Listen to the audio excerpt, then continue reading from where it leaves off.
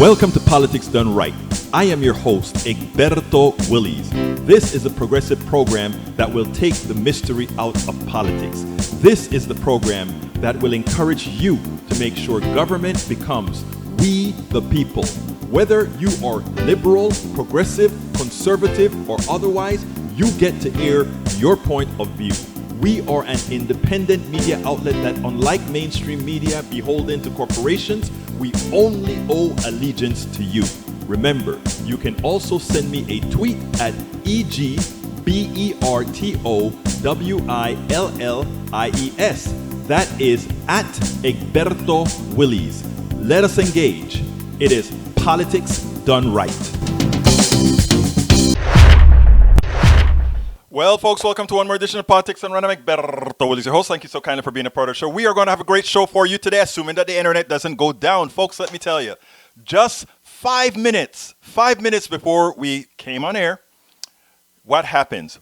The cable modem went down. So what we are hoping for, first of all, is that we are going to make sure, actually, my friend, I didn't share the YouTube video today. Okay, I think I better go ahead and, as we speak, my friend, as I get the program started, I am going to make sure and share that YouTube video. I did not realize that I didn't share the link, and it is my responsibility to do that. Look, it's been a crazy start of the morning, so if you're just joining us, please stick with us, folks. If you're just joining us, please stick with us. Not only am I asking thee to stick with us, actually, if you go to politicsdoneright.com, I think I have the video that the YouTube video shared. Folks, check it out and make sure for me that that video is being shared right now. Whatever the case is, I'm going to go ahead and edit. I'm going to edit that page to be sure that that particular video is shared. But anyhow, have you guys been watching mainstream media lately? I tell you something. When it comes to MSNBC, when it comes to CNN, I'll tell you. Actually, it is updated, my friend. It is updated. It's updated. It's up. I don't know what happened there. Rodnan, what are you doing to me, my friend? What are you doing to me? You forced me to open that page again. No, I'm kidding, guys. Look, thank you guys for all that you do. Thank you guys for watching. Anyhow, the title of the show today is what is the title of the show today again? The title of the show today is Jerry Ashton of RIP Medical Debt Visits with Politics Done Right. We also, of course, cover Medicare for all. AVNQ, welcome aboard. Derek Bell, welcome aboard. Michael Rudnin, welcome aboard. Bruce Pollard, is this the 28th? Yeah, it is the 28th. Did I not put 28th in the blog? Did I not put? Yeah, I put 28th. Hey, guys, what are you guys doing to me today? I'm already on air because of, not on air, but on heels because my internet was down. And now you're giving me work to do, work to check, work to do all these things. Anyhow, folks, here's the deal. I have some videos that I want to show you guys. Very important videos. And I'm going to tell you why I am doing it. I'm going to explain to you exactly why I'm doing it. But here comes the first one. And after the first one, we're going to go to the second one. But after a little thing, check this out. Lawrence O'Donnell made an important point today, and it has to do with the media and how the media operate. The media in general, they're all in their own fiefdom. They're all selfish. Everybody's trying to get their particular questions out. But with a president like Donald Trump, you can't really do that, because what Donald Trump does is he just passes up on you and go to the next question to ignore you. And if there aren't follow-ups in people working and teaming up together to go against him, it simply doesn't work. And that is something that Lawrence O'Donnell pointed out. And you could see his frustration with the media and how they operate. Check this out, and then we'll take it on the other side. Today, the chaotic Trump White House went from having no White House briefing on their schedule to then having a White House briefing on the schedule to then canceling the White House briefing from the schedule before then restoring the White House briefing to the schedule. Donald Trump knew he was going to get a question about disinfectant, but he also knew he could just cut the reporter short and not answer the question. Maryland and other states, Governor Larry Hogan specifically said they've seen a spike in people using disinfectant after your comments last week. I know you said they were sarcastic. I can't imagine why. Yeah. take any responsibility? No, if I someone don't. were No, to I die? can't imagine. I can't imagine that. Yeah, go ahead, please. President, Dr. Anthony Fauci says that we need. That was it. No responsibility. Takes no responsibility. And once again, Donald Trump was able to count on the White House press corps' tendency to not back each other up and change the subject when Donald Trump wants to change the subject. And so that's what happened. Change the subject. No other questions about it. About the single most insane thing ever spoken publicly by a president of the United States. No more questions. Now check prob. So if you check that out, wait a minute. I don't think I finished with that. Anyhow, the basic tenet of that particular video is that the media is not working in concert with each other, right? In other words, Donald Trump think he's smart. You go ahead and you ask Donald Trump a question, and Donald Trump says, he gives a quick answer, and after he gives a quick answer, it goes ahead and let it slide. And the other reporter then comes in, right? If these guys know that we have a liar for president, the next thing that other reporter should do is that other reporter should say, okay, we understand what's going on right now. Let's go ahead and aid and continue with that other reporter, right? In other words, if you go ahead and you answer the question that way, you go ahead and you say, all right, we're going to help out this reporter and continue asking the president the same thing. Folks, if you're just joining us, please do remember to share. That is how we get the message out. As I started, I said, I'm very impressed with what MSNBC and CNN are doing.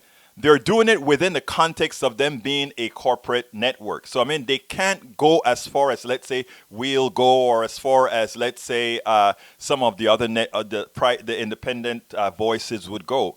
But the fact that they do some questioning, I find it very, very rewarding. So let's check this out, and then we'll take it from here. Katie Tur went ahead and she gave some context to the kind of protests that we're having, not allowing it to occur the way it happened with the Tea Party, where they made it look like it was something organic. And likewise, the way she interviewed one of the Trump's, hey, Bruce, I'm going to get to you on this one, one of the Trump's sycophants. So let's start that discussion about sycophants in this in this thread, Brother Bruce. All right, there we go with Katie. As of now, the stay-at-home order in this state is indefinite, which is part of the reason why you're seeing something of a protest behind me. And I don't want to give I don't want to put too much weight to the protest, because this is only a few hundred people. The vast majority of New Jerseyans agree with the stay-at-home order. We've been seeing these protests pop up all around the country. A lot of them seem politically motivated more than economically motivated. And in this one, for instance, we're seeing a lot of Trump 2020 signs. We've seen some Second Amendment signs, some other non-politically related issues to what's going on right now. I spoke with one of the organizers of this event today, and she works at a bar on the Jersey Shore. Here's a little bit more of what she told me. Absolutely, there's a way to open the beaches. I mean, first of all, statistically proven throughout our history, they don't quarantine healthy people. They quarantine the sick. Going to a beach, and we need to pass antibodies. We need to do that in order to get healthy. It doesn't matter when we open at this point. It doesn't matter. People are going to they're going to continue to get a little bit sick. It's a flu. It's a virus. I'm following not media facts and not politician facts. I'm following what I'm seeing scientifically proven. She is following what she's seen scientifically proven. Now, brothers and sisters, do you see why we are in the condition we have? You know, my daughter, we had a discussion back and forth one time, and she said, Dad, stop worrying, Dad. Let survival of the fittest take care. Let what is it called? Come on, Bruce, scientists, come on, what is it called? Darwin's theory is what again? The survival of the fittest, I know it is, but there's another phrase that you use for that. Anyhow, she said, let natural selection, that's what my daughter said, let natural selection take care of it. And I said, yeah, babe, I understand that. The problem with natural selection is some of those who would naturally be selected out may sneeze on you. And if they sneeze on you, what can I say? natural selection won't get rid of enough of them not to have a few of them make the mistake of sneezing on you. I mean, it is a shame. But like I said, the way that was covered by Katie Tur, it was not covered. I don't know of those of you who remember the Tea Party days. It was not covered that way. They made the Tea Party seem like it was this great, great, great movement, which really started out very small and then just went ahead and it exploded when people thought it was a thing. It was a media created. It was AstroTurf turned into a reality. But anyhow, folks, so the last one, so Katie did a great job in the way she interviewed the girl, in the way she made light of the protest. Now, Steve Smith, I love this guy, this Republican guy. We don't share values at all when it comes to economic values. But I love the way he's been taking care of El Presidente. Listen to this.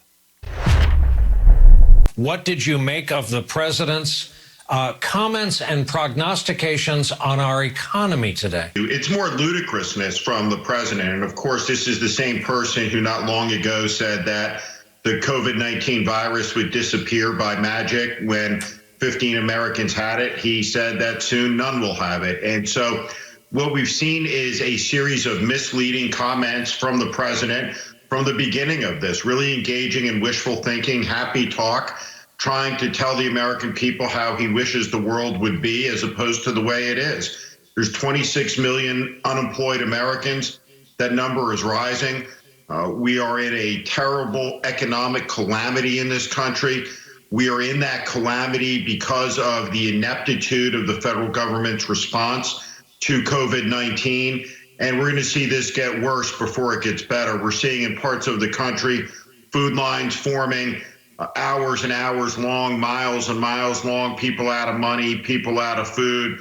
And the idea that everything's going to open back up like you would turn a light switch on and the economy will be humming by the fourth quarter is just another delusional statement from a president who shatters his credibility literally every time he opens his mouth. The thing about it, folks, is this, and those of you who've taken Economics 101, or those of you who've actually, look, it's not difficult to understand that it's nonsense to believe this economy is going to come back quick. And based on what they're doing within this economy, it is more likely that it's not going to go into a recession. It's going to go into a depression. And the reason it's going to go into a depression is that the reasons that we don't have work right now is different than the shenanigans that the banksters did back in 2007, right? Or leading up to 2007 into 2008. Those were some technical issues, derivatives. What is it called? They had all these kinds of derivatives that they created. I forgot. There's a set of symbols I don't remember the name of right now. But these were derivatives based on other products, based on other financial products, until it made a circular loop. So insurance company one insures insurance company two. Insurance company 2 insures company 3, and then 3 insures number 1. The circular loop of death. In programming, we used to call that the deadly embrace. In other words, by the time you reinsured and reinsured bonds and stocks and other financial instruments, it created that vicious circle, and nobody ultimately was insured against anything. These guys did all kind of shenanigans with money, but it's not what's occurring right now. The government could right then do exactly what they did. They eased money. They had quantitative easing and all that kind of stuff. The problem here now is we have a disease, right? And the problem is that people don't want to get sick. And the people are scared. So I don't know how many people right now are going to go ahead and say, I'm going to go to a restaurant. And even if they open up restaurants and restaurants are going to go to, let's say, 30% capacity or 50% capacity.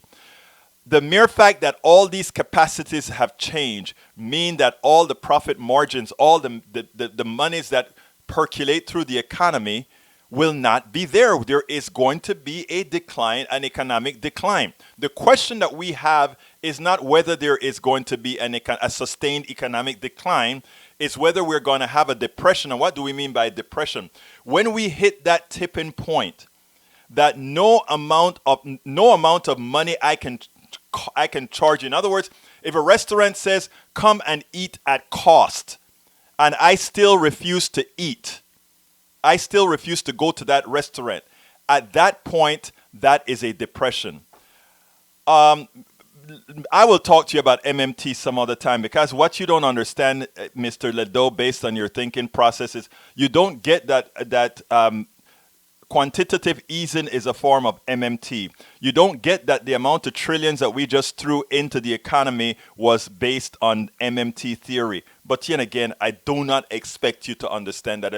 I got to get to our main attraction. It's a great guy that you guys need to meet. But before we get to that great guy, Jerry Ashton, I want to play you.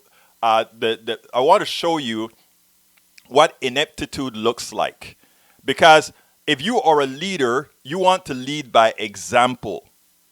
And if you are the second most powerful person in the country and you're not leading by example, you definitely don't deserve that title.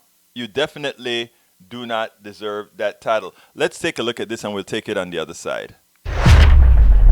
Nicole, if there were such thing as a social media lead story at 3 minutes after 3 Eastern time, it would be this. I want to show you some video from the Twin Cities, not just any hospital, but the Mayo Clinic, maybe the leading healthcare institution in the United States. Let's play a game of what's missing and why. The Mayo Clinic has an institution-wide, building-wide policy that all people inside the confines of the building must wear masks. Indeed, our own Kristen Welker, quoting our pool reporter inside, says the vice president walked into the lab without a mask. As far as they can tell, he is the only one in the building they have seen without a mask, thanking workers as he went. Now, think about that, folks. I don't have to add anything to that. I think it's pretty darn clear what you just saw. But anyhow, I was on a conference, a Zoom meeting with a whole lot of progressive leaders, mayors, writers, a whole bunch of folks a couple of days ago. I think I told you guys about that last week. And in that conference, I met a man, Ashton, or rather, Jerry Ashton. This guy is, what should I say? This guy is one of the most impressive I've met, especially based on what he's doing. Hopefully one of these days, when we get what we need to get with Medicare for all, etc., we won't need the great work that he is doing. But look, I want you guys to check this guy out. I also want you guys to go over to his website. It's a nonprofit that is doing damn good work. So let's go ahead and get started with that, and we'll come back on the other side. Welcome to one more segment of Politics Done Right. Today, I'm honored to have El Señor Jerry Ashton, who is the co-founder and director, Education and Engagement, RIP Medical Debt. Jerry, how are you doing today? I'm very fine, Egbert. Thank you for asking. Yeah, I like the way you converted my name to the English version, Egbert, instead of Egberto. I want to hear you roll your R's, man. Egberto. Oh, wow, that was so good. That was so good. Anyway, Jerry, you know what? You are working on a project, and for anybody who listens to my show, I mean, I am always in awe. I am so generally very happy for people that are doing things for people, because we're in a time now where we don't have that. I'm happy to see that somebody's taking the mantra and running with it. So before we get started, Jerry, tell us a little bit about yourself. Well, let me see. Shall I log cabin part or fast Yes, forward? I want you to, yes. Well, I'm practically log cabin because I'm in my 80s now, and I've seen a lot, been done a lot, and a lot of this professional life in my 80 years was working in the bill collection industry. I happen to be an executive in the fine art of accounts receivable control, credit, and collections, which ordinarily would cause a lot of people to turn off your program about now until they realize that I'm the guy who came in out of the rain, and that my basic purpose right now is to eliminate people's debt, not to add to it. So that really came about thanks to my experience with Occupy Wall Street. Back in 2011, when I was a youngster, about 70s, something like that, So I wondered. I got to stop you there because I'm learning something now. I was a part of the Occupy movement. In fact, Politics Done Right covered it here in Houston and in Rhode Island and in San Diego and a lot of other places. What got you, this exec, into Occupy Wall Street? I'm shocked at that one. Well, it's nice to see that people that you might stereotype can move out of that into something different, right? Right. So in my case, that's exactly what happened. I was in Oregon for a family get together, and when I was watching TV and I saw this strange thing happening down in Zuccotti Park. Now I live in Manhattan. I live by Union Square, so I'm just a skip and a jump away from Zuccotti Park. So I said to myself, what am I seeing on TV? And obviously a bunch of people that were agitating. That doesn't bother me. That always interests me. And so I decided to check it out when I got back in town. So when I did return to New York, I'm also a former Navy journalist. So the first thing I want to do is I want to take pictures and I want to take notes. So I went down to Occupy Wall Street to see if it was Memorex or if it was real. And sure enough, it was real. So what resonated with me was the fact that there was a very public demonstration and outcry against the inequities that we are all familiar with. The 1% versus 99%, they got bailed out, we got sold out. Yeah, I could relate to that, and I could see how it's happened because in the collections industry, the debt collector is really the arm of business. Exactly. In more ways than one. You know, they'll put the arm on you in order for you to pay the bill that you owe. So here I am at Occupy Wall Street, great people, energy was unbelievable, and they were talking truth. They were talking truth. They weren't pussyfooting around. And so I started joining different working groups, student debt, media outreach. And eventually, I saw what was going on there, that my particular talents would be able to be applied. And that is, in my background, it's called the debt buying and debt collection industry. So what does that mean? That means I know how to go to that industry, and for a penny on the dollar, I can buy medical debt. And for a penny on the dollar, I can do anything with that medical debt that I want to. I don't want to go there yet. I don't want to go there because we're about to get into the meat of what your organization is all about. So that's very true. If I understand this right, then what you did is are you saying that Occupy Wall Street brought this executive social conscience to light, or did you have it in you before? I always was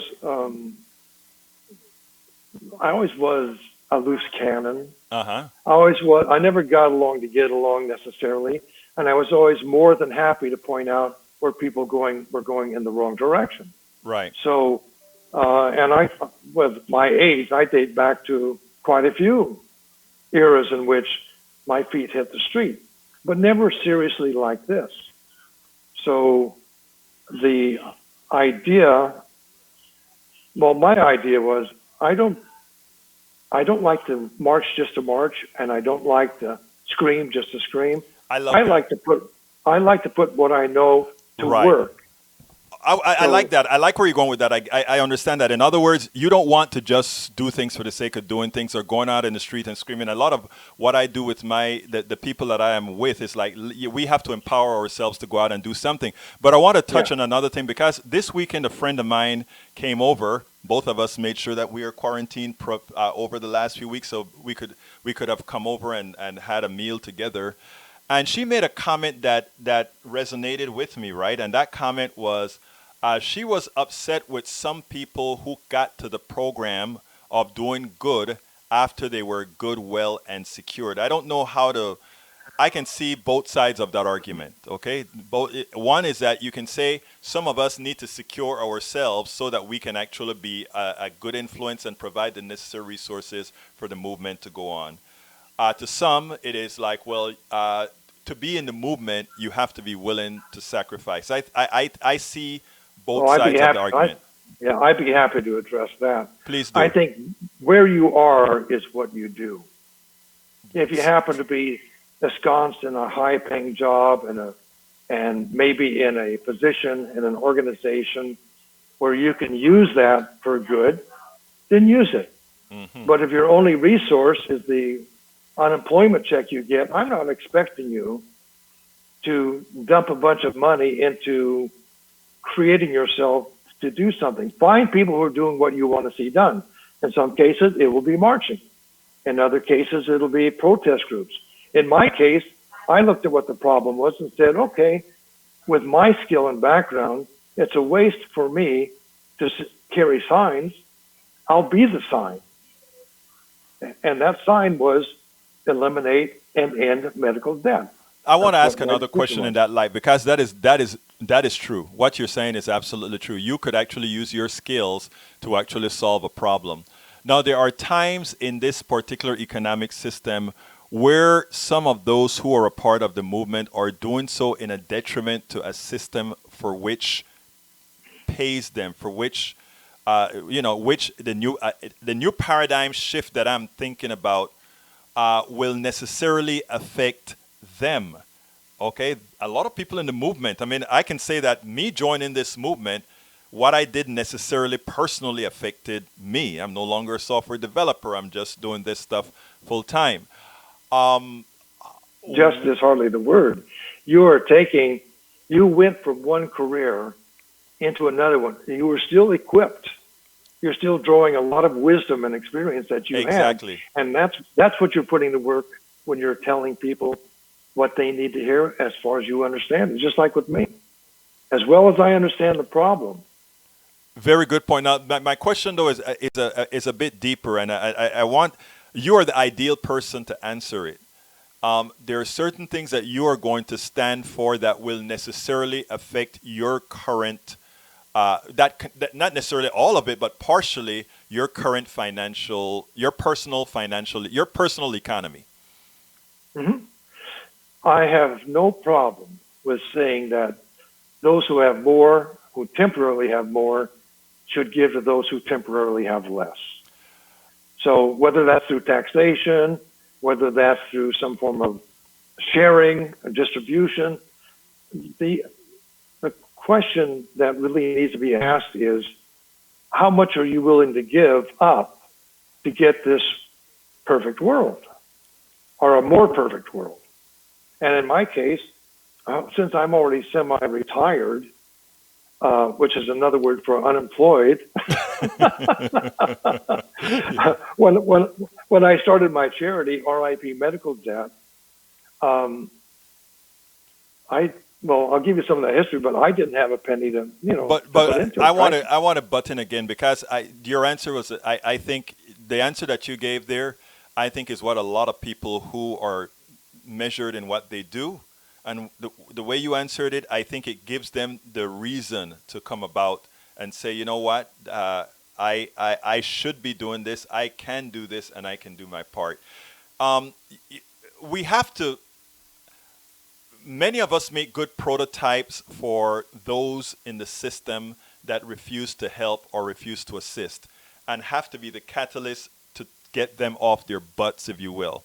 And in this 15 minutes that we've spoken thus far, I think you've done a great job in making that clear. So thank you. I want to get, however, to your project, because your project is important. Tell us a little bit about RIP, R-I-P.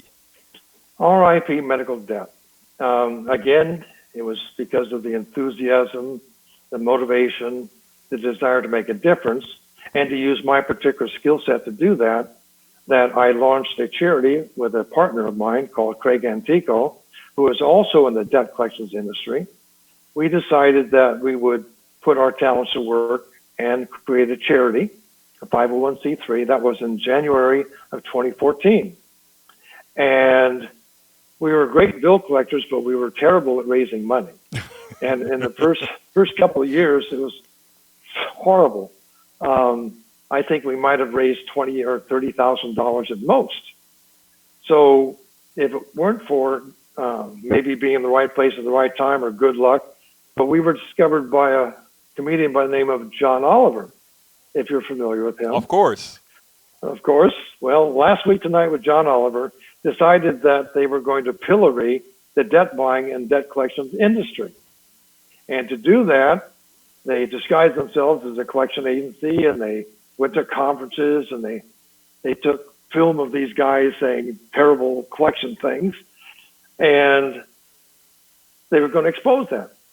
But like with John Oliver, there's always a purpose behind that, and that is, in his case, he decided he wanted to out Oprah. If you remember, Oprah gave away $7 million for the cars. Yes. Well, by way of his collection agency, he purchased for $60,000 almost $15 million worth of debt, medical debt in Texas. You're kidding me. And no, that's what he did. And by the way, this on YouTube, this one segment we're talking about has been seen by over 15 million viewers. Because what he did, he says, I'm going to send the collection industry up the flagpole, and at the same time become the queen of daytime TV with this gracious gift. Except that there was one problem. In order to make it a real gift, you have to be a 501c3. Otherwise, there are tax consequences. Right. Right. So that's where you came in. That's where we came in. Yes. So just by luck, we happen to be the only thing of our kind in existence as a 501c3. So we were the default choice, and our charity was used by John Oliver very grandly. He had a big red button. Money came down from the ceiling. He announced that he was using RIP medical debt, and our website crashes. Of course it did. Of course it did. And it was amazing. It was from that point on, which I believe was in June of 2016, that people learned about us. And the most important thing, as you know, is awareness. Yes. If people don't know about you, they can't do anything about Exactly. you. Same thing with Occupy Wall Street. They created awareness. The second thing that Occupy Wall Street did for me, which is what we did for others, we discovered, is that it touched me. It touched me. I could see the need. I could see the pain. And I was in an industry where I was familiar with that pain. Right. So the next thing I had to do, and the next thing that your listeners and your viewers are going to do, is get educated. So when we were chosen to forgive that debt, it touched enough people in the audience that they crashed our website to find out about us. They got educated. And now, of course, the next most wonderful thing is, once you're educated, what are you going to do with that? That's called action. Now, this is where I applaud everybody. Action, that they put their words and their thinking and their thoughts into action. Now, it's always a question is how wise is it and how good was the thinking behind it? But the purity of what I'm talking about is what you evidence in your program, what we evidence in our work. So our job, we discovered, was to be the front man for all the organizations that would like to be noticed for the good things that they did. So we discovered that we were able, with RIP medical debt, to connect with major corporations who wanted to abolish medical debt, medical groups that wanted to abolish medical debt, and most recently, the faith-based community. I haven't even told you how much we've abolished so far. Like I said, we raised $20,000 the first 2 years.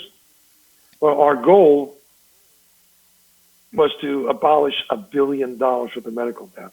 Okay. Now, depending on the dollar, that's still a lot of money. Right, because you're leveraging it, right? You're leveraging each dollar. Leveraging the hell out of it. Yeah. And so right now, RIP medical debt has abolished over $1.6 billion worth of medical debt. And what was the ratio? Well, the ratio is basically a penny on the dollar. Oh, so you we had to really did a raise that penny on the dollar. Wow.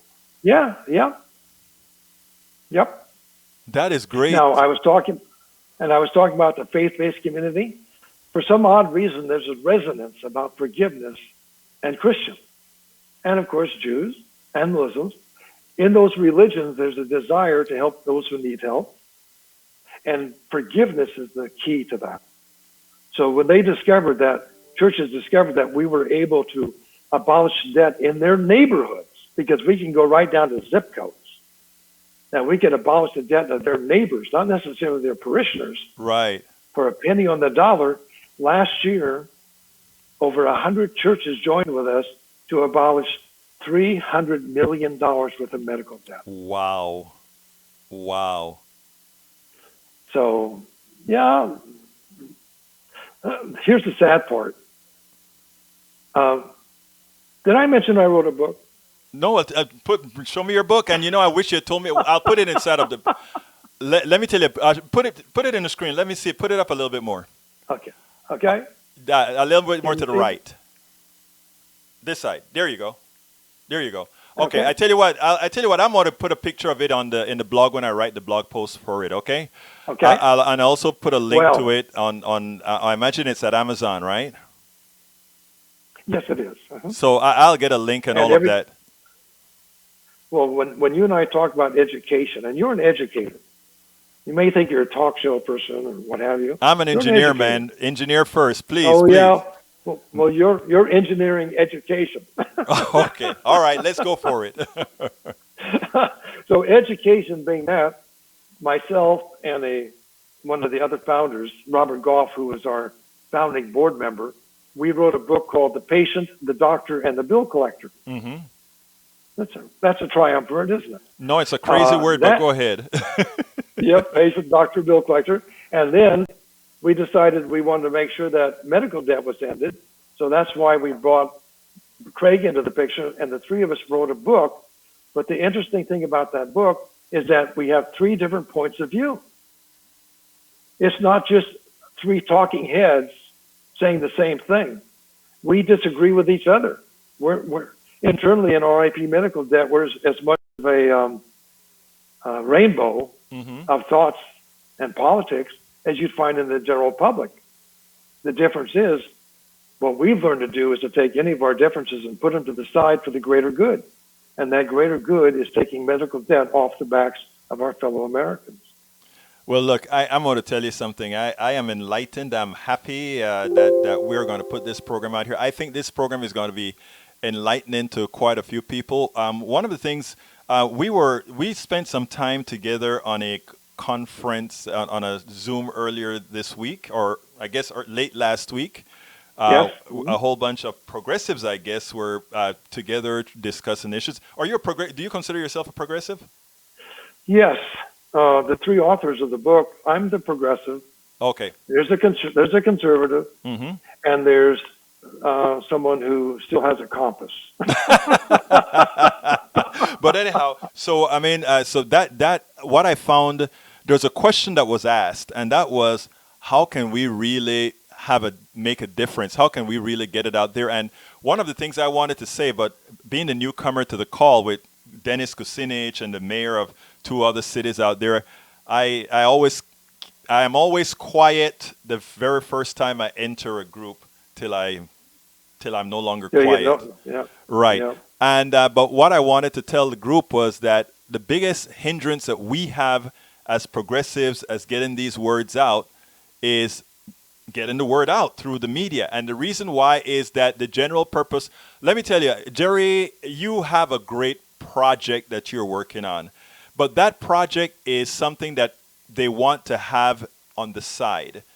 The corporatocracy doesn't want your project to be very much publicized, because that hurts the bottom line of a whole lot of folks if they're settling on a penny on the dollar. You are for the people that they know are absolutely not going to pay that bill, so I'll take a penny on the dollar, right? So that is what a lot of folks are going to do. What we have to do, in my humble opinion, is you, Jerry, and RIP has to be known, because that is going to be part of the equalizing factor to get the appropriate type of medical system in our sphere. You are absolutely right. What you've identified isn't quite correct. Make your point. The powers that be, let's call them the 1%. Let's call Yes. them the industrial military complex. Sure. Whatever we show them to be. And we know they exist. And we know that they have power and control, and we know what they're doing. Those of us who are woke Right. know what they're doing. Now, what does a charity like RIP Medical Debt mean to these people? Do they notice it? Do they ignore it? Are they even bothered by it? Because the truth is, every time we forgive $1 million worth of medical debt, which by the way costs about $15,000, Right. we're doing it in a community where the local newspaper comes over and interviews them, or they get on a TV show, and people get a very important message. Medical debt causes tremendous harm. Yes. And Yes. the more people realize that, as they're going to realize with COVID-19, they're going to realize that. Well, you the heard me latest- say that on my show today about COVID-19 and what it's going to do. Oh, Better than what Bernie well, could possibly do. Well, in my world of debt collections, which, by the way, 50% of all collection activity is medical. In 2018, there were, I would think, maybe in the United States, about 27 million people who did not have life insurance. Mm-hmm. This last 3 or 4 weeks, 26 million Americans lost their job. Right. Now, if 50% of all insurance is job-based, where else are you going to go? Exactly. You see, the sad thing about, and the good news and bad news. The good news is sweeping up after the parade. The bad news is we're sweeping up after the parade. Exactly. And that parade is getting bigger, Yes. not smaller. Yes. And at the front of this parade, there's a donkey Mhm. and there's an elephant, Right. and we're sweeping up after that parade. Now, Right. we don't want to do that. We want our charity to be put out of business. Right. If we, Right. if we were put out of Exactly. if we were put out of business, so would 50% of all collection agencies in the United States, Right. a certain number of credit card issuers, and there are bankruptcy attorneys. There's an industry built around you and me being in debt. And if we could just have that debt released, we would have to open up a whole new world for these people. Jerry Ashton, co-founder and director, education and engagement of RIP Medical Debt. I think you've enlightened our audience. I think you're probably going to get quite a few customers from our audience. And I think what you're doing is such an important task. And I do eventually, based on the type of politics I serve, I hope you get out of business in the next few years. But you are doing a great job. And I want to thank you, and I am sure our audience want to thank you for what you're doing for society at large. We need more like you. Oh, thank you so much. Egberto. Well, folks, I hope you enjoyed that interview. That was, he is doing some important work. And I saw somebody ask in there, how much does it cost the individual? Actually, they get donations from outside sources. They find the people who can't afford these debts, and then they go ahead and they pay that debt off on pennies on the dollar. And what his average right now is 1 penny for every dollar. Great work. We know that our medical industrial complex is a fraud in the first place, and that many have profited from it. Until we get to Medicare for All, what Brother Jerry Ashton is doing. What Brother Jerry Ashton is doing is God's work. What he is doing is God's works, just like I told him.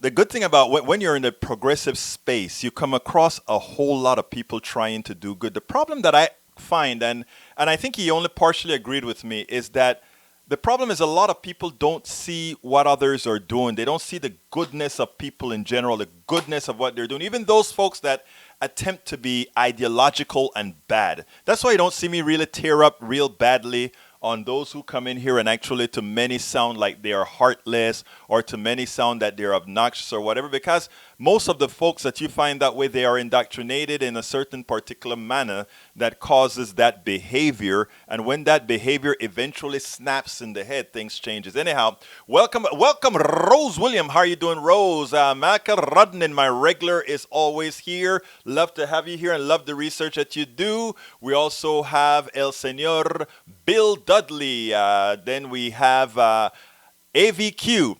I like to say Avanjonki, but you don't want me to say that. AVQ. Derek Bell, welcome aboard. Daniel Ledo, my conservative brother who thinks I'm a propagandist. Still love you, Daniel. Still love you, and that is from the heart. You may not believe it, but believe it or not, I am real.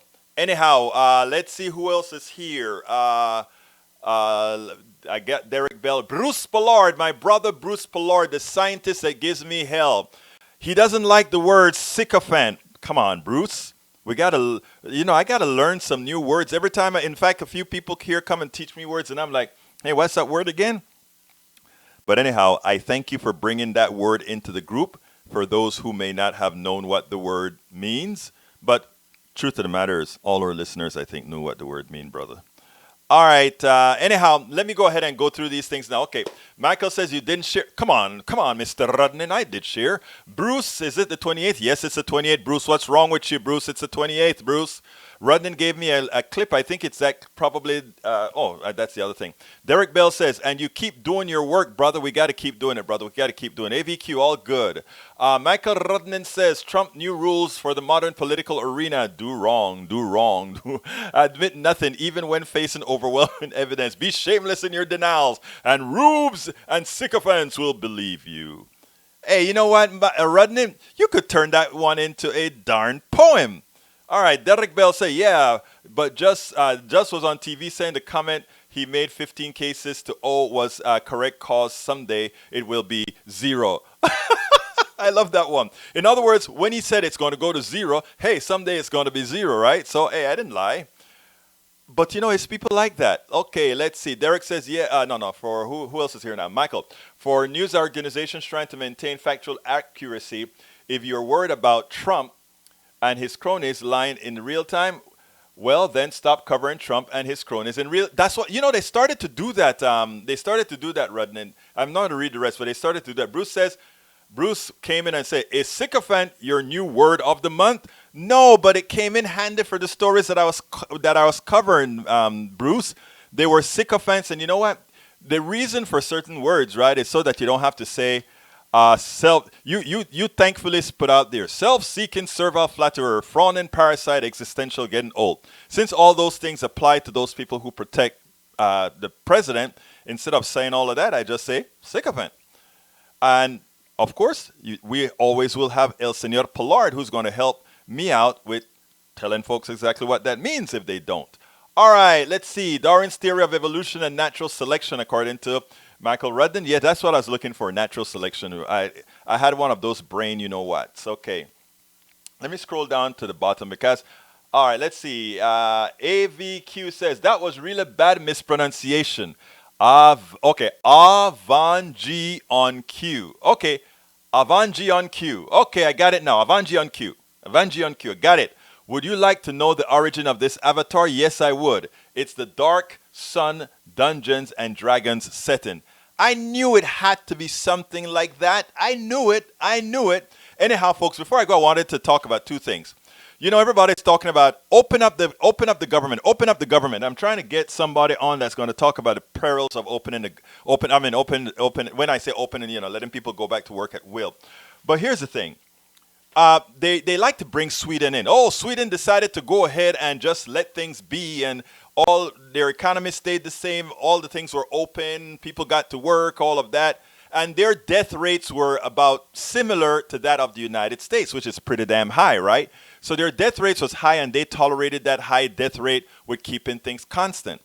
Let me first talk about the inhumanity of that, right? If you can actually reduce debts, you reduce debts, right? Humanity over economy. Always humanity over economy. But let's forget about that. Let's go ahead and see if the comparisons make sense. It does not. Sweden is a democratic socialist state. All right? And as such, if you get sick, you're taken care of, right? You don't have the problems that we have in America where you're going to say, oh my God, I can't get sick because if I get sick and go to the hospital, it could mean the end of my personal economy. It could mean I will be going bankrupt, like what will happen to every single or a whole lot of people who are going right now to the hospitals, okay? So let's get that clear. You cannot compare Sweden and America, and the reason why is they have a social safety net. So if the government says, let's go for herd immunity, and a lot of you are going to get sick, those people who get sick, they will be taken care of in their hospitals, and they won't have to worry about their future economies. Those people who get sick will get sick leave. Those people who get sick will have people to take care of their kids if they can't, because it is a part of their social safety net. In America, our super capitalist, no democratic socialist state, actually, we are a democratic socialist state. No, we are a corporate socialist state. Because if you notice, all this money that the trillions of dollars that they put out there for people, the mom and pop stores, the guy who's selling the pizza, the driver of the Uber, most of them are not getting their monies. Most of them are not getting their monies. You know who's getting it? The corporations are getting made whole. It's called what? Socialism for the corporations, capitalism for everybody else. And capitalism is never good. If the corporations themselves aren't practicing capitalism, it should tell you something. When they get in trouble, you know, the reason that they're supposed to have these high profits is because they say, profit is for the risk that we take, so therefore we deserve the profit. What risk are you taking again? What risk are you taking?